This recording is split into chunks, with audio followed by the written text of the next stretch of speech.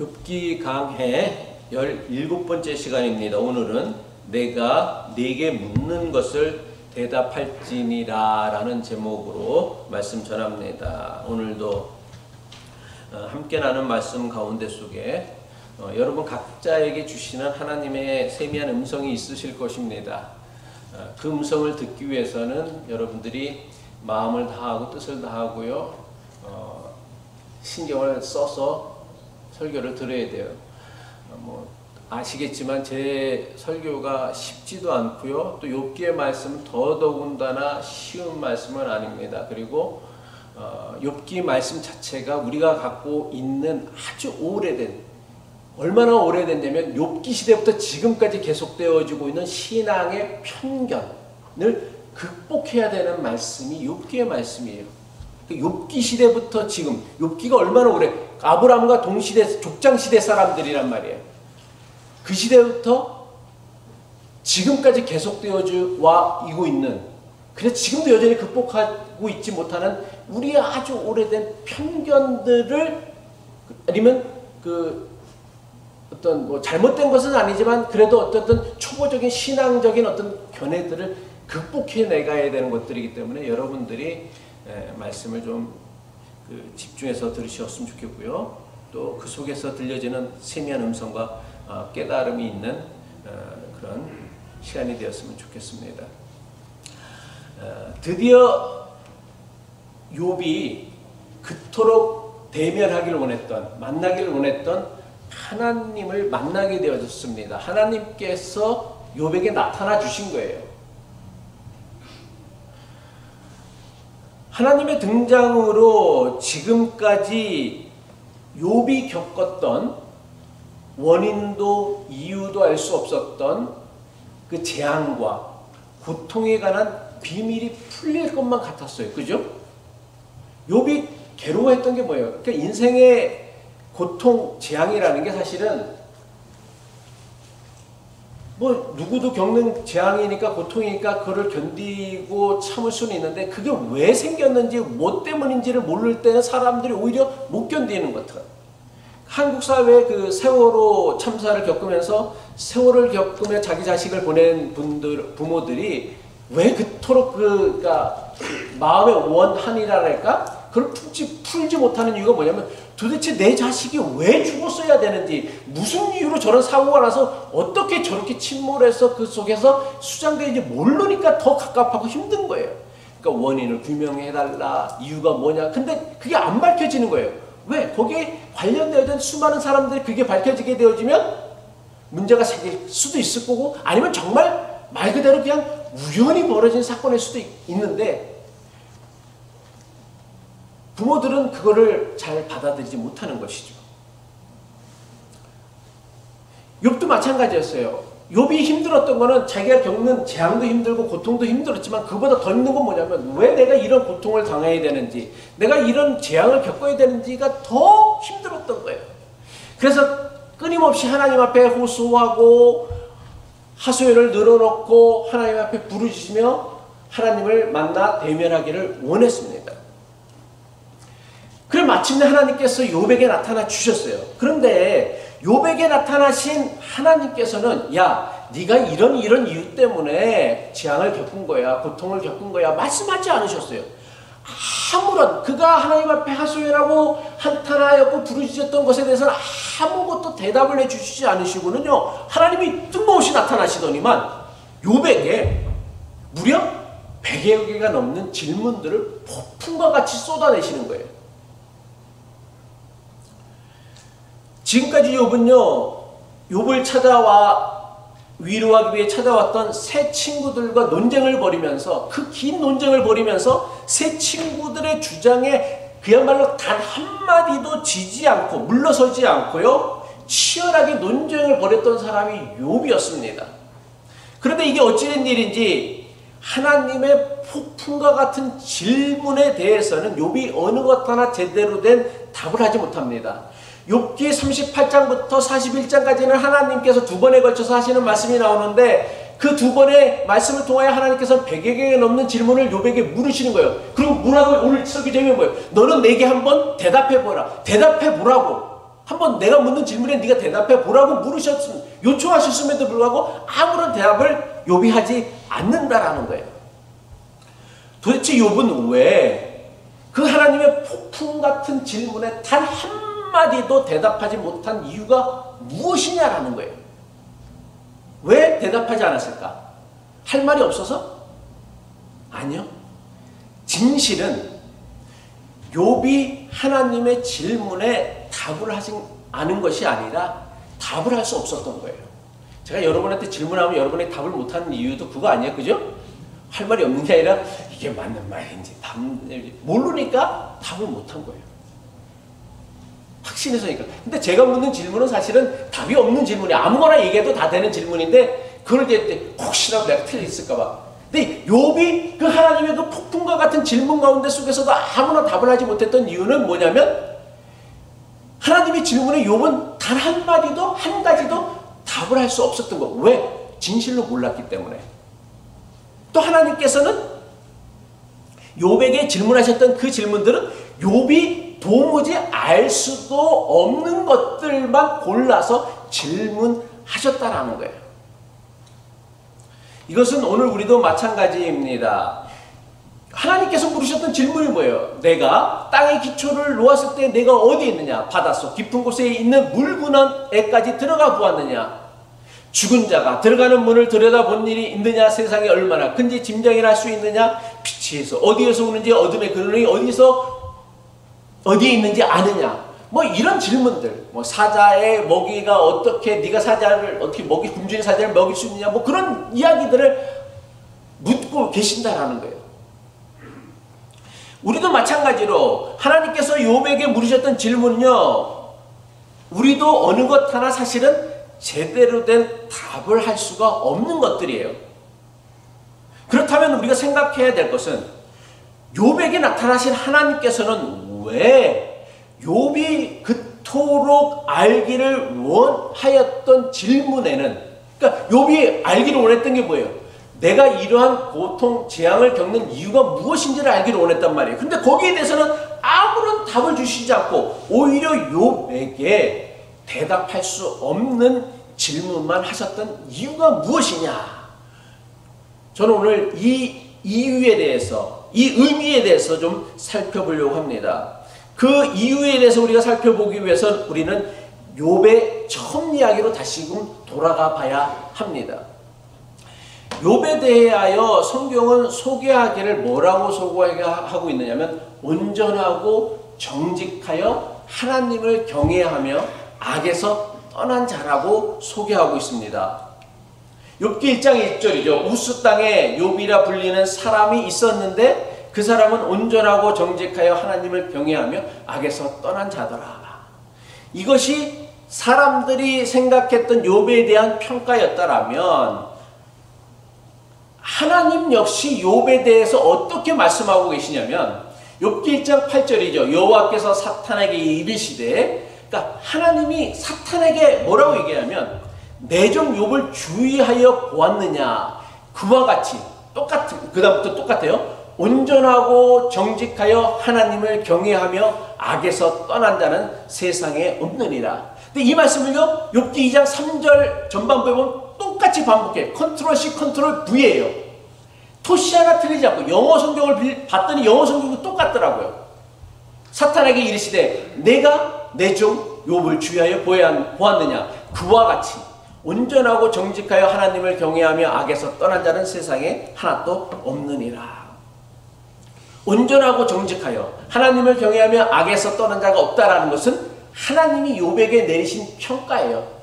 그러니까 누구도 그 하나님의 평가에 대해서 토를 달 수가 없는 거예요. 하나님이 그렇게 보셨는데 우리의 중심을 보신다는, 속마음을 보신다는 하나님께서 욥을 온전하고 정직하여 하나님을 경외하며 악에서 떠난 자라는데 누가 거기에 대해서 토를 달 수가 있겠어요? 그리고 성경에 나오는 그 수많은 인물들 가운데 속에서 아브라함이든 이삭이든 야곱이든 다윗이든 솔로몬이든 뭐 바울이든 베드로든 성경에 나오는 그 수많은 믿음의 영웅들 가운데 속에서 하나님으로부터 이러한 칭찬을 받은 사람은 욥 외에는 없어요. 그래서 하나님도 뭐라고 하냐면 세상에 욥과 같은 사람은 없다, 단 하나다라고 얘기를 하고 있는 거예요.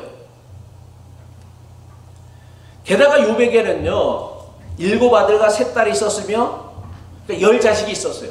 그리고 동방 최고의 부자였습니다. 그야말로 완벽한 자녀의 복과 물질의 복을 누렸던 사람이 누구였느냐? 욥이었어요. 그리고 그는 하나님을 경외하는 믿음이 너무나 대단해갖고서 우리가 기도하는 중에 난 정말 우리 교인들이 그런 심정으로 진짜로 그랬는지 모르겠지만 알고도 지르고 모르고도 지은 죄를 회개한다는데 정말 모르고 지은 죄를 정말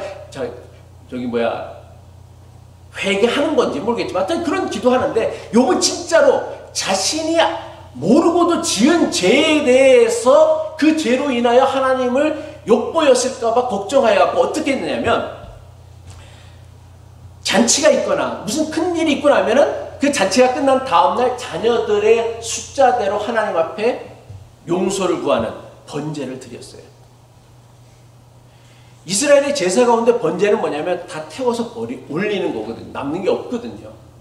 그러니까 그만큼 모든 것을 희생하는 것이 필요한 게 이제 번제인데 욥기 1장 5절의 말씀에 이런 사람이 누가 있겠어요? 사실은요. 그들이 차례대로 잔치를 끝내면 욥이 그들을 불러다가 성결하게 하되 아침에 일어나서 그들의 명수대로 번제를 드렸으니 이는 욥이 말하기를 혹시 내 아들들이 죄를 범하여 마음으로 그러니까 겉으로는 안 그랬을 거예요. 자기도 봤으니까 그렇게도 못하겠을 거예요. 근데 마음으로 혹시 아들들이 마음으로 하나님을 욕되게 하였을까 함이라. 욥의 행위가 이게 뭐냐면 항상 이러했다라는 거예요.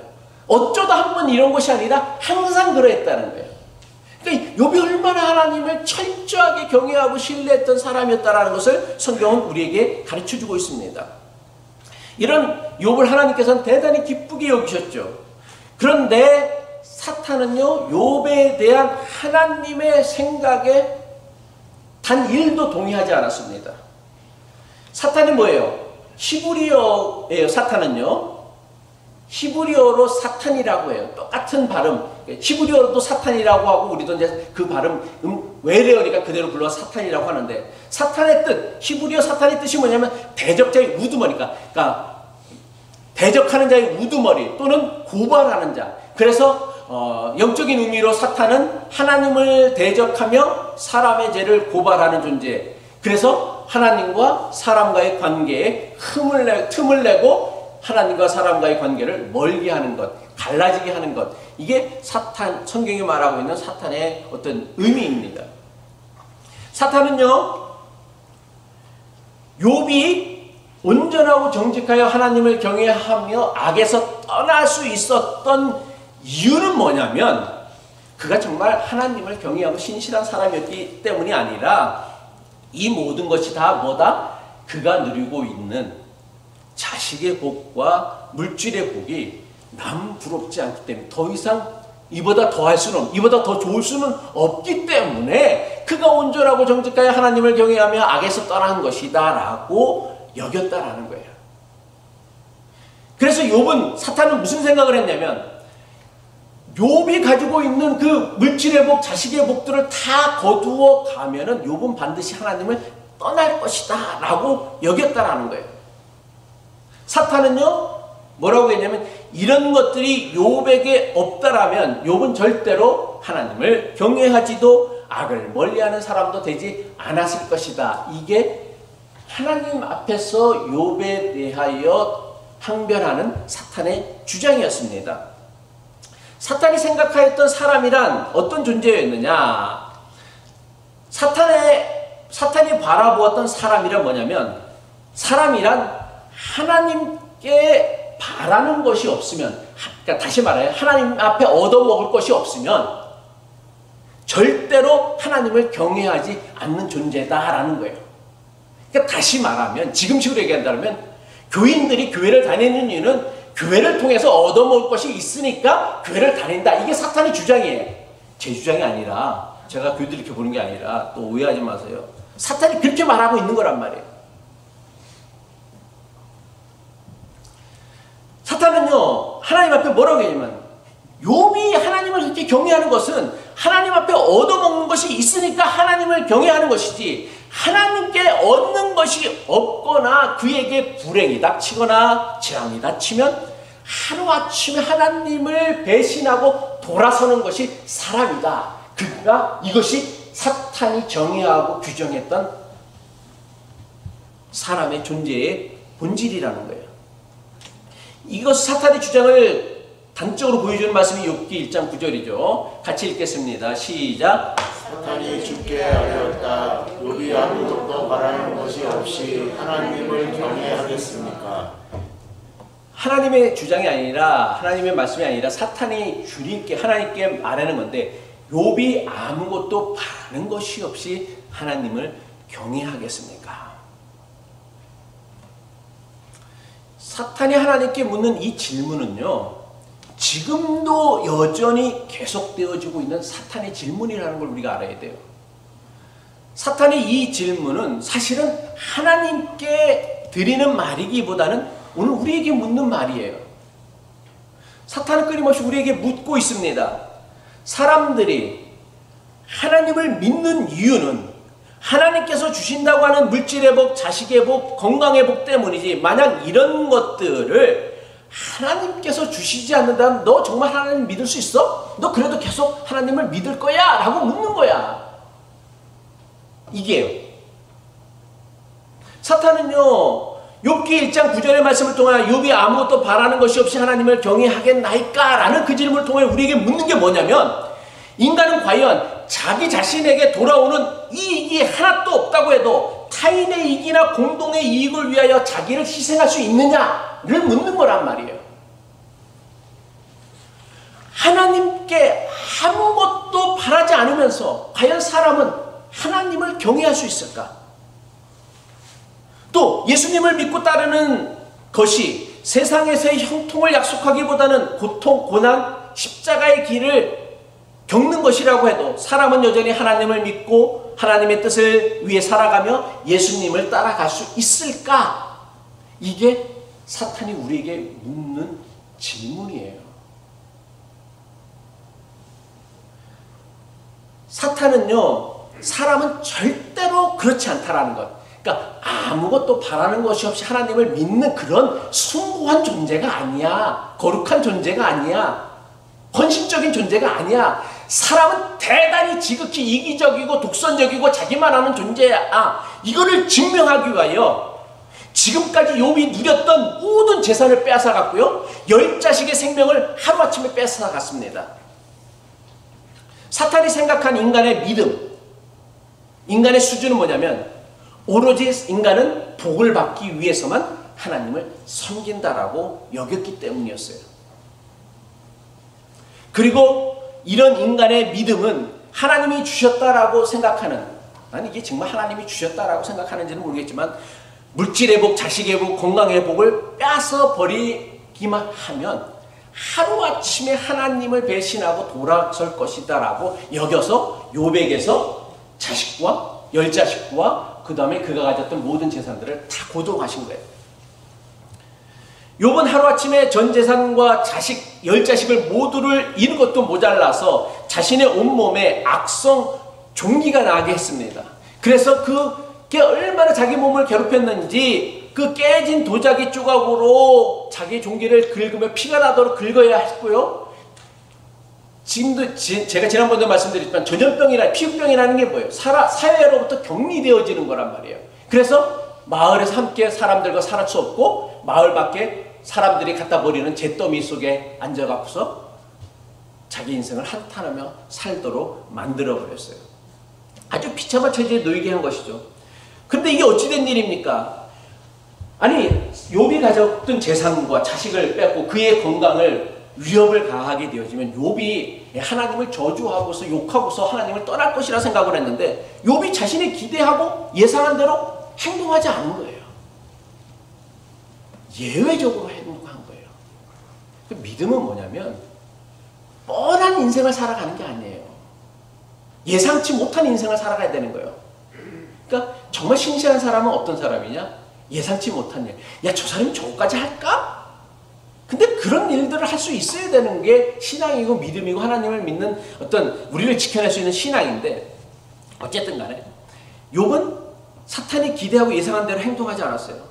도무지 이해할 수 없는 고통을 당하면서도 욥은 하나님을 배신하지 않았어요. 심지어 욥의 아내조차 하나님을 저주하고 죽어버린 게 낫다라고 얘기했지만 욥은 그렇게 하지 않았어요. 욥기 2장 10절이죠. 그가 이르되 그대의 말이 한 어리석은 여자의 말 같도다. 그러니까 하나님 저주하고 죽어버리라고 하는 자기 아내에게 여자의 말 같도다. 우리가 하나님께 복을 받았은지 화도 받지 아니하겠느냐 하고 이 모든 일에 욥이 입술로 죄를 범하지 아니하였다라고 성경은 기록하고 있어요.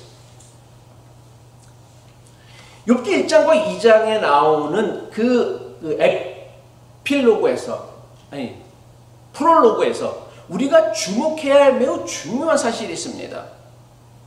사탄은요, 인간은 보상이 없는 믿음은 불가능하다고 하나님께 시비를 걸며 욥에게 재앙과 고통을 안겼어요.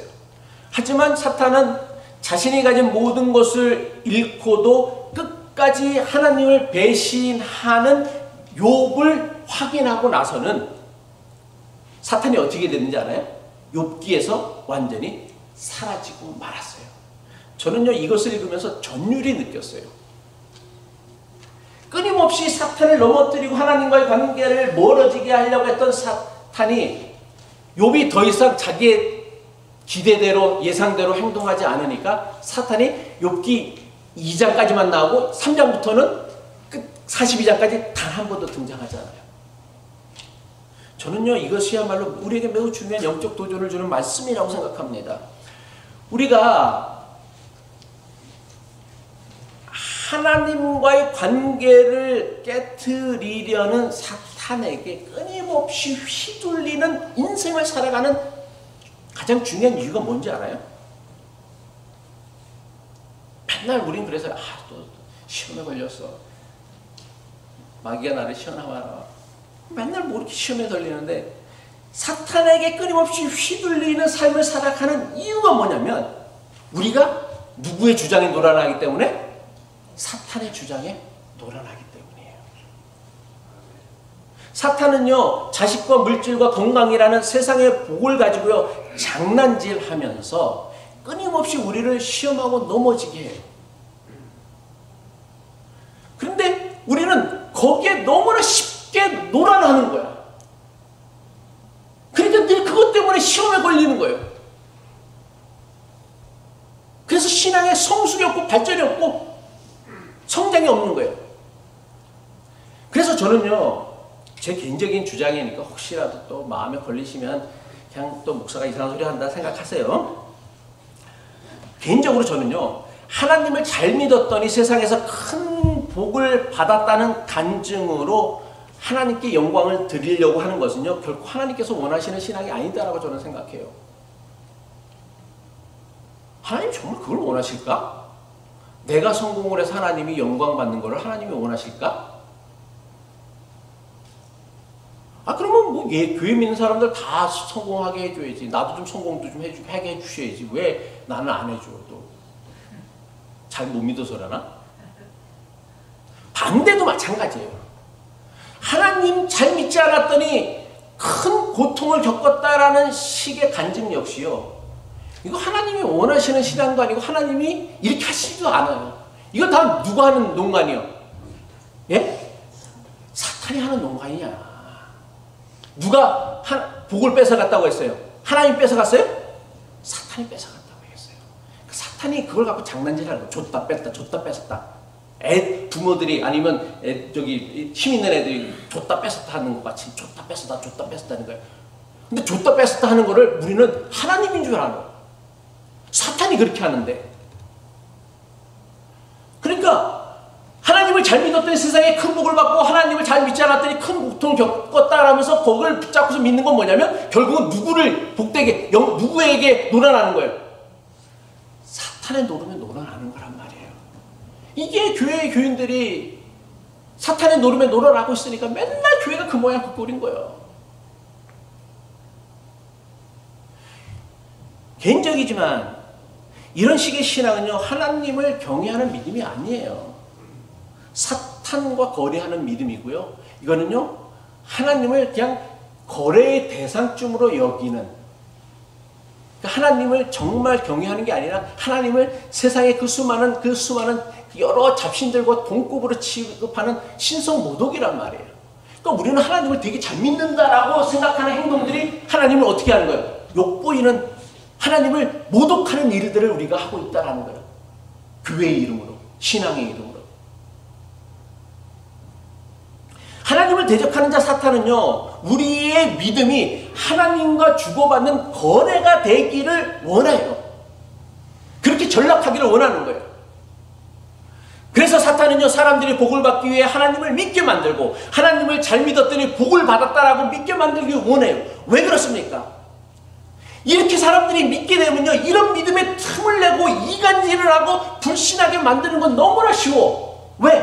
뺏어가 버리면 되거든. 방해만 하면 되거든. 안 그래요? 사탄이 그랬단 말이에요. 그거 뺏어가기만 해. 그것만 믿고 있는 사람들에게는 그것만 뺏어가면은 세상 다 잃어버린 것이 돼요. 하나님도 없는 거예요.가 되어 있는 거예요. 근데 욥이 그 시험에 들어가지 않았어요. 복도 하나님께 받았으니 화도 받다. 이건 무슨 얘기냐면 하나님 복도 주고 화도 받다는 게 아니라 나 거기에 크게 연연해하지 않는다. 그러니까 연연해하지 않으니까, 그런 것들이 연연해하지 않으니까 사단이 더 이상 욥을 데리고 장난질을 못 치는 거란 말이에요. 욥이 엄청난 재앙과 고통을 겪고 있다는 소식을 들은 욥의 세 친구가 욥을 위로하기 위해서 찾아옵니다. 대만 사람 엘리바서, 수아 사람 빌닷, 그리고 나아마 사람 소발이 찾아왔어요. 나아마 사람은 소발은 북쪽에서, 수아 사람 빌닷은 동쪽에서, 대만 사람 엘리바스는 남쪽에서, 그리고 엘리우는 서쪽에서. 그러니까 왜 이 동서남북의 지형을 했냐면, 그러니까 동서남북 그러니까 세상 방방곡곡, 세상 모든 것의 지혜를 가지고 욥을 찾아와서 욥과 논쟁을 했다. 뭐 그런 메타포란 말이에요. 이들이 와서 욥과 논쟁을 하는데 욥은 친구들에게 뭘 호소했습니까? 자신의 무고함과 억울함을 호소하였어요. 나는 내가 왜 이런 재앙, 고통을 겪어야 되는지 원인을 모르겠어. 그러니까 내가 이런 것을 겪는 게 너무 억울하다라기보다는 왜 내가 이런 일을 겪어야 되는지 그 이유를 도저히 모르겠어. 난 너무 억울해. 그래서 하소연했어요. 하지만 욥의 친구들은요, 욥이 겪는 재앙과 고통은요, 모두 다 네가 지은 죄에 대한 대가이며 형벌이라고 주장했습니다. 욥의 세 친구가 내세웠던 공통의 주장이 뭐예요? 욥을 정죄하면서 내세웠던 공통의 주장이 뭡니까? 하나님은요, 정의의 하나님, 공의의 하나님이시라는 거예요. 그래서 정의롭고 공의로우신 하나님께서는 어떻게 세상을 다스리시냐면 악한 자는 벌 주시고 선한 일을 한 사람에게는 상을 주신다라는 거예요. 따라서 욥이 그토록 심각한 재앙과 고통을 겪는 것은 바로 그가 저지른 악행에 대한 하나님이 내리시는 벌이다라고 여겼던 거예요. 이걸 뭐라고 해요? 네? 그렇게 얘기해도 아직도 모르시면 어떡해? 이걸 뭐라고 해요? 권선진악은 이제 선을 정하고 악을 벌한다라는 거고, 기독교에서는 상선벌학이라고 하죠. 상선벌학. 이게 카톨릭의 4대 교리 중에 하나인데, 착한 사람에게는 상을 주시고 악한 사람에게는 벌을 주시는 것. 이게 하나님이 세상을 다스리시는 매우 중요한 원리이고 원칙이다라는 거예요. 이게 아직도 카톨릭의 주요 4대 교리 중에 하나인 거 보면 우리는 아직 이 상선벌학의 한계를 벗어나지 못하고 있는 거예요. 그리고 이것은요, 구약 성경 신명기에 나오고 있는 매우 중요한 또한 가르침이기도 해요. 신명기 율법에 따르면요, 어떤 말씀이 있냐면, 신명기 28장 2절로 3절이죠. 너희가 주 너희의 하나님 말씀에 순종하면, 이건 엘리후의 주장이기도 한데, 이 모든 복이 너희에게 찾아와서 너희를 따를 것이다. 너희는 성읍에서도 복을 받고 들에서도 복을 받을 것이다. 들어가도 복을 받고 나가서도 복을 받을 것이다. 이렇게 말씀하고 있고요. 신명기 28장 15절에 너희가 주 너희의 하나님의 말씀을 듣지 않고 또 내가 오늘 너희에게 명한 모든 명령과 규례를 지키지 않으면 다음과 같은 온갖 저주가, 그러면서 온갖 저주를, 그들이 받을 저주를 기록하고 있는데 너희에게 닥쳐올 것이다. 너희는 성읍에서도 저주를 받고 들에서도 저주를 받고 들어가도 저주를 받고 나가도 저주를 받을 것이다 라고 얘기하고 있어요. 이게 신명기 율법의 가르침이에요. 심은 대로 거둔다는 자연의 법칙처럼 선한 일을 하면 복을 받고 악한 일을 하면 화를 당하게 된다라는 것은요, 마땅히 이루어져야 하는 인생의 법칙처럼 우리는 믿고 있습니다. 근데 문제가 있어요. 이게 마땅히 이루어져야 하는 당위의 법칙이긴 한데 추수의 법칙이나 상선벌악의 법칙이 과연 우리가 살아가는 세상에서 그대로 실현되어져 가고 있느냐라는 거예요. 이게 이상이긴 한데, 당위이긴 한데, 마땅히 그렇게 되어졌으면 좋을 것 같은데, 과연 우리가 살아가는 세상의 현실이 추수의 법칙이나 상선벌악의 법칙대로 이루어지는 세상이냐라는 거예요.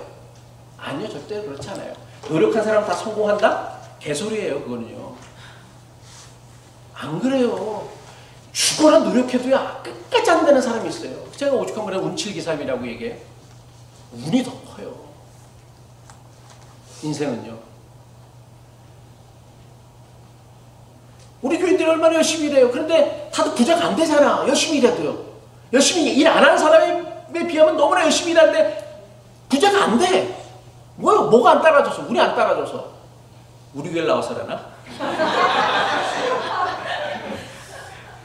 그럼 한번 다른 교회 가보시고요. 그렇지 않다라는 거예요. 농부가요, 농사를 짓는 농부가 심은 대로 거두고 뿌린 대로 항상 거둘 수 있을까요? 그렇지 않아요. 가뭄이 나거나 홍수가 나고 태풍이 휩쓸고 지나가면요, 심은 대로 뿌린 대로 거둘 수 없는 게 농사예요. 때로는 시장 가격이 폭락을 해갖고서 그 많은 것을 거두고서 또 그냥 밭에 갈아엎는 뉴스들을 우리가 자주 보잖아요. 미국도 그런 일들이 많아요. 잉여 농산물이 있어갖고서 그것을 그냥 무상으로 나눠주게 되거나 아니면 가난한 나라에 풀어주게 되면 세계 농산물 가격이 떨어지니까 그냥 바다에 갖다 버려. 아니면 연료를 만들지, 옥수수 갖고서 막 기름을 만들지, 가스를 만들지. 먹는 거 갖고 장난치는 거지, 그야말로. 한쪽에서 굶어 죽고 있는데. 농사도요, 뿌린 대로 심은 대로 거둔다는 농사도요, 심은 대로 못 거두고요, 뿌린 대로 못 거둬요. 이건 인생도 마찬가지예요. 선한 사람이 항상 복을 받고 약한 사람이 항상 복을 받는다라면 뭐 문제가 있겠어요. 그래도 저는 문제가 있다고 생각하는데, 그렇다면 뭐 크게 인생에 뭐 복잡할 문제가 뭐 있겠어요. 근데 자연에도 수많은 변수가 있듯이 인생에는요, 자연보다 더 많은 예상치 못한 변수가 도사리고 있다는 거예요. 여러분 중에 우리가 살면서 팬데믹이라는 것을, 코비드-19 팬데믹이라는 걸 겪을 것을 예상했던 사람이 누가 있어요? 얘들은 아마 전설적인 시대를 살아갔을 거야. 아마 나중에 이제 우리 상준이고 이제 뭐 애들이 이제 코가 없어요. 야, 우리 때는 이제 코비드라는 게 있었는데 그래갖고 학교를 1년 반이나 안 갔어? 그러면 그 자녀 세대들이 그걸 믿을까? 그럼 그런 게 어딨어요, 세상에. 어떻게 그 얼마나 대단할까? 얼마나 대단한 일을 우리가 지금 겪고 있다란 말이에요. 그렇다면 하나님의 말씀에 순종하면 복을 받고 하나님의 말씀에 불순종하면 저주를 받는다는 신명기의 신앙은 도대체 그럼 개구라냐?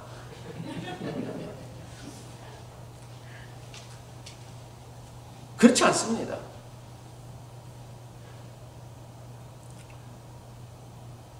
그런데 문제는 뭐냐면 신명기 28장에 기록된 말씀도요, 기록된 말씀대로 우리에게 이루어지지 않는다라는 거예요.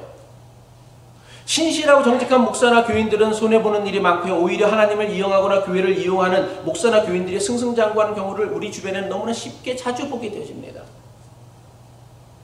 교회가 자기 것도 아닌데 세습하는 목사들이 다 세상에서 승승장구예요.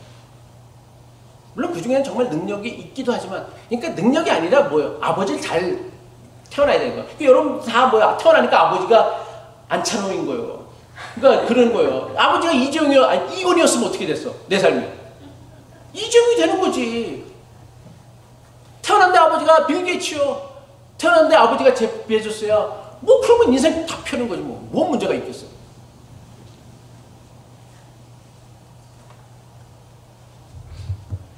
그렇지 않다라는 거예요. 그렇다면 우리는 이 신명기 28장에 기록되어진 말씀 아니면 성경에 기록되어져 있는 하나님의 말씀에 순종하면 복을 받고 그렇지 않으면 저주를 받는다라는 말씀을 우리가 어떻게 이해해야 되느냐. 정말 하나님 말씀에 오류가 있는 것이냐. 아니요, 그렇지 않습니다. 그렇다면 왜 하나님의 말씀이 도대체 우리에게 제대로 실현되어지지 않는 것이냐. 이걸 오해하기 때문인데 신명기 27장과 28장의 말씀뿐만 아니라 창세기, 출애굽기, 레위기, 민수기, 신명기라는 율법서의 모든 말씀은요. 어느 한 개인에게 야, 너 이걸 지켜야 되다라고 주신 말씀이 아니에요. 율법서, 특히 신명기의 말씀은요. 가나안 땅을 눈앞에 둔 이스라엘 민족 공동체 전체에게 하신 말씀이 바로 이 말씀이에요. 그러니까 네 공동체가 하나님 말씀을 순종을 하면 그 공동체가 공동체를 통해 복을 받을 것이고 그 하나님 말씀을 왜곡하고 외면하고 그래서 네 멋대로 다들 살아버리면 화를 당할 것이다 라는 거예요. 이건 하박국의 말씀도 마찬가지예요. 어느 한 개인에게 주신 게 아니라 공동체 전체를 향해 주신 거예요. 근데 아주 교묘하게 목사들이 이것을 왜곡을 해요. 신명기 28장뿐만 아니라 율법은요, 이스라엘 민족이 하나님의 백성이 되어져서 하나님의 규정과 규례를 지키면 그것이 하나님 나라가 되어져서 공동체를 통해 하나님 나라를 통해 복을 받는다라는 거예요. 근데 이거를요, 교회는, 목사들은요, 어떻게 하냐면 개인이 하나님의 규정과 규례를 지키면 복을 받고 그렇지 않으면 저주를 받는다고 해석하고 적용해요. 이거는요, 하나님의 말씀을요, 맞잖아, 그죠?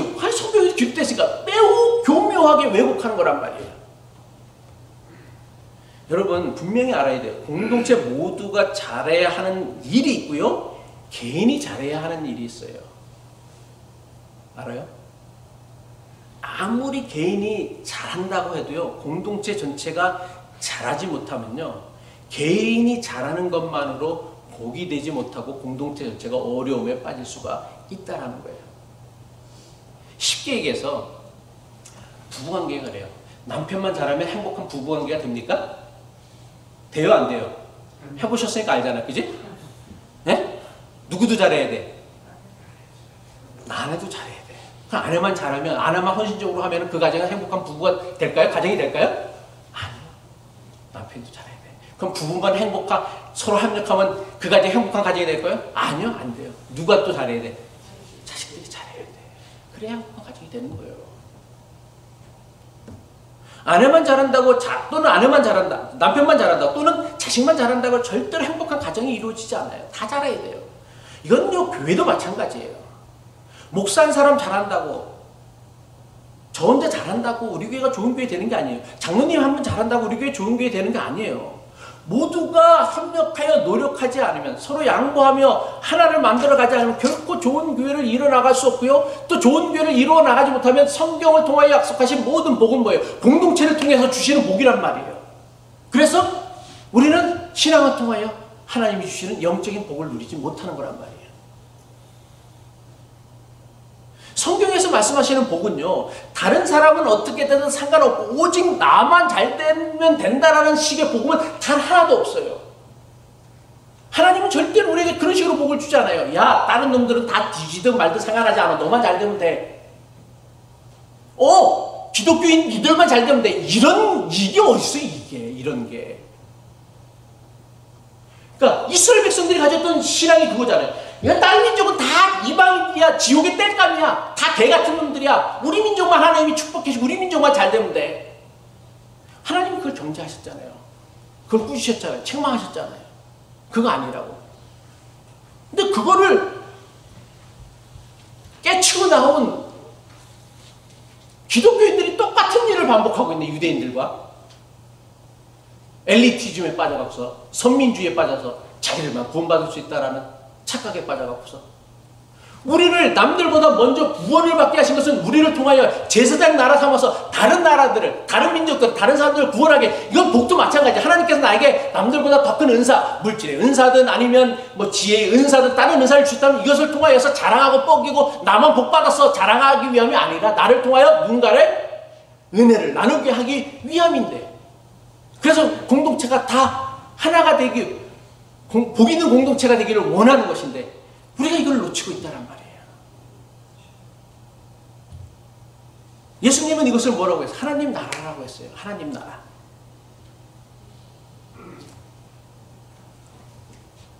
자신이 겪는 재앙의 원인과 이유를 알지 못해 답답해하며 하나님께 부르짖었던 욥에게 나타나신 하나님께서 이제 그러면 왜 그가 가졌던 의문을 속 시원하게 풀어주지 않은 것일까요? 다시 이제 처음에 질문으로 들어왔습니다. 하나님의 그 어떤 설명으로도요, 욥이 가지고 있는 의문을 풀어줄 수 없었기 때문이었어요. 제가 지난주도 얘기했지만은 욥이 하나님이 나타나셔서 욥에게 야, 네 이런 일 때문에 이런 일을 겪은 거야 라고 얘기를 하면 욥이 그것을 받아들이고 깨달을 수 있었을까? 아니요, 저는 절대로 그렇지 못하다고 생각해요. 그 어떤 설명으로도요, 욥은요, 하나님이 주시는 설명을 깨닫지 못했어요. 욥의 세 친구들이 찾아와서 그렇게 얘기했는데도 깨닫지 못했고, 엘리야도 와서 얘기했는데 깨닫지 못했어요. 그럼 하나님 오시면 하나님은 더 대단하니까 깨달을 것 같죠?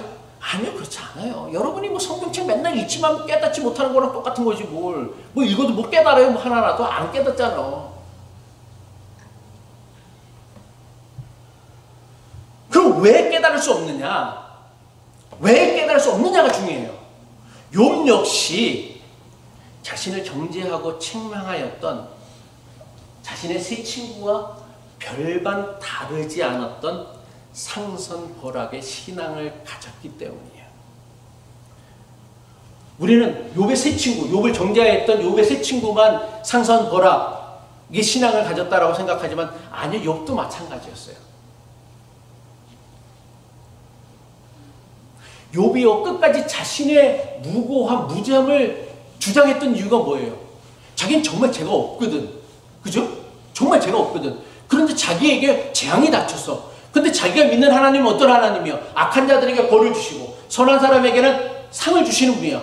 근데 나는 하나님 앞에 죄 지은 일이 없는데 내가 벌을 받았어. 그러니까 자기는 도무지 그게 이해가 되지 않은 거예요. 왜? 욥 역시도 세 친구와 똑같이 상선벌악의 신앙을 가지고서 자기 인생을 바라봤기 때문에 자기 인생의 문제가 절대로 해결이 되지 않아요. 하나님 와서 백만일 하셔도 깨닫지 않아요. 해결될 수가 없다는 거예요. 다만 욥과 세 친구가 가졌던 신앙의 차이, 상선벌악의 신앙은 똑같은데 차이가 있다는 뭐냐면 욥의 세 친구는 뭐예요? 욥이 겪는 재앙과 고통은 욥이 지은 죄에 대한 하나님이 내리시는 벌이다라고 생각을 했고, 욥은 도대체 왜 내 삶에는 그 전능하신 하나님의 상선벌악, 악한 자를 벌 주시고 선한 자에게 상을 주시는 그 상선벌악 하나님의 원칙, 원리가 이루어지지 않는가에 대한 답답함이 있었던 거란 말이에요. 그러니까 욥의 세 친구가 아무리 와서 야, 네 죄를 회개하라 라고 얘기해도 회개할 게 없거든. 하나님이 잘못하시면 잘못하셨지 뭐 내가 잘못한 거야. 뭐가 문제였어요? 욥이 갖고 있었던 하나님에 대한 그의 신앙이 가지고 있는 한계, 편견이 문제였던 거였어요. 그러니까 욥은요, 그 많은 논쟁을 하면서도요, 자기 삶 속에 상선벌악의 법칙이 이루어지지 않는 그 현실 때문에 너무나 답답하고 억울했던 거예요. 이건 우리가 가지고 있는 억울함이고 답답함이기도 해요. 아이, 도대체 하나님이 살아계시다면 왜 도대체 세상에 이 모양이 이 꼴인 거야? 뭐 툭하면 그런 얘기 하잖아. 우리도요. 살아계시니까 이 모양이 이 꼴인 거예요. 그나마. 안 그래서 벌써 망하셨지. 욥에게 나타나신 하나님께서 욥이 가지고 있던 그 답답함과 억울함을 해결하지 않아요. 오히려 욥에게 대답할 수 없는 질문을 폭풍같이 쏟아낸 이유가 뭐냐? 욥에게 하나님은 욥이 갖고 있는 그 정의로운 하나님, 그 이상의 하나님을 좀 발견하라는 거예요. 그러니까 무슨 얘기냐면 상선벌악의 하나님, 그 이상의 하나님을 좀 깨달으라는 거예요. 세상을 바라보고 하나님이 세상을 다스리고 통치하는 방식은 상선벌학의 법칙만 있는 게 아니라, 물론 그 법칙도 있지만 그 법칙을 뛰어넘는 하나님의 그 위대하심, 원대하심, 크심을 좀 깨달으라는 거예요. 그러니까 예수 잘 믿으면 복 받고 예수 잘 안 믿으면 저주받는다라는 그 믿음 이상의 하나님을 좀 발견하라는 거예요. 내가 이만큼 잘했으니까 여기에 상응하는 상을 받고, 이만큼 잘못했으니까 거기에 비례하는 벌을 받아야 한다라는 상선벌학, 인과응보, 사필기정, 그 이상의 신앙을 좀 가져보라는 거예요. 그 이상의 하나님을 좀 만나라는 거예요. 욥이여, 자신은 아무런 죄가 없음에도 부당한 고통을 받는다라고 끊임없이 주장하는 한, 그는 그의 세 친구처럼 상선벌학, 인과응보의 신앙의 한계를요 절대로 벗어날 수 없어요. 왜냐하면 상선벌학, 인과응보의 신앙으로는요 아무런 죄도 없는 자신이 겪어야 하는 부당하고 부조리한 재앙과 고통을요 절대로 이해할 수도 없고 인정할 수도 없기 때문이에요. 욥이 하나님을 상선벌학의 하나님으로 믿는 이상, 그는 자기에게 닥쳐진 재앙이나 고통을 절대로 받아들일 수도 없고 인정할 수도 없고요 이해할 수도 없게 되어지는 거예요. 이보다 더 많은 논쟁을 해도 없어요. 하나님과 논쟁을 해도 어쩔 수 없어요. 그건요. 말씀을 마칩니다. 욥기가 오늘 우리에게 주는 가장 중요한 영적 도전이 무엇이냐면, 자신이 가지고 있는 하나님에 대한 편협하고 협소한 신앙과 생각을 뛰어넘어야 한다는 거예요. 여러분이 갖고 알고 있는 하나님이 전부가 아니에요. 다른 말로 하면 좀 제발 좀 그 기복주의, 그 지긋지긋한 그 기복주의로부터 좀 뛰어넘어. 그게 나쁘다라는 게 아니에요. 근데 이 기복주의로 성경을 읽고 시작하고 신앙을 해석하기 시작하면요 내 인생에 예상치 못한 재앙이나 고통을 받아들이고 이해하고 극복해나가고 이겨나갈 수 있는 힘과 능력은 도무지 나타날 수가 없어요.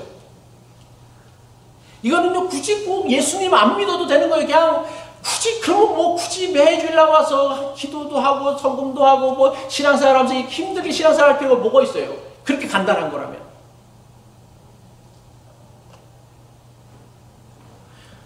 하나님께서는요 오늘 우리에게 내가 잘못한 것이 없음에도 불구하고 고통받을 수 있는 것이 인생이라는 그 인생의 신비를 깨닫기를 원하는 거예요. 여러분이 잘못이 있어서 죄가 있어서 고통을 당하는 게 아니라, 물론 자업자득도 있지만 그렇지 않은 것도 있다는 거예요.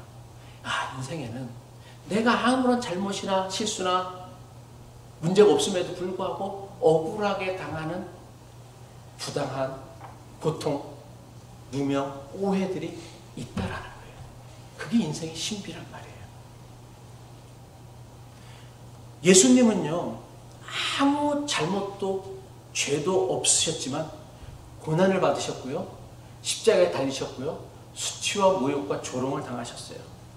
근데 예수님께서 십자가 달리면서 나 억울합니다, 나 부조리합니다, 도대체 하나님이 살아계시면 어떻게 이런 일이 있을 수 있습니까? 하나님 죽으셨습니까? 항변했나요? 하소연했나요? 아버지여 내 뜻대로 마옵시고 아버지의 뜻대로 되기를 원하이나 하면서 그 길을 가셨단 말이에요. 예수 믿는 게 그거란 말이에요. 우리는 그분을 믿는 사람들이란 말이에요. 그분. 그러니까 자기 인생에 자기의 실수나 잘못이 아님에도 불구하고 자기가 고통, 고난을 짊어지고 가는 거. 왜? 누구를 위해서? 다른 이를 위하여서, 공동체를 위하여서, 때로는 가족을 위하여서, 때로는 교회 식구들을 위하여서. 이게 예수를 믿는 신앙의 본질이라는 거예요. 예수 그리스도의 무고한 고난이 정의라는 명분만 앞세워서 늘 엄격한 도덕적 질서만을 추구했던 그 한계를 우리가 뛰어넘어야 돼요. 제가 그랬잖아요. 저도 되게 원칙적이고 옳고 그름 따지는 거 되게 중요하게 여기는 사람이라고. 근데 물론 그게 나쁘다는 게 아니에요. 맞는 말이에요. 근데 그거를 뛰어넘어요. 뛰어넘는다라는 거 포기하는 게 아니야. 그것보다 더 큰 세상을 바라봐야 되는데 그게 뭐냐? 정의보다 더 큰 세상이 뭐예요? 사랑이고요. 용서라는 세계라는 거예요. 예수님이 그 무고한 십자가의 고난을 통해 우리에게 뭐 정의로운 세상을 뛰어넘는 사랑의 세계가 있고요. 용서의 세계가 있다라는 거예요. 우리 인생에는 정의만 있는 것이 아니라 상선벌악이 있는 것이 아니라 때로는 기다려주고 인내해주고 참아주고 견뎌주는 사랑과 용서의 세계가 있음을 우리에게 보게 해 주셨다라는 거예요. 예수 그리스도를 믿는 것은 바로 이런 믿음을 가지는 것입니다. 기도하겠습니다.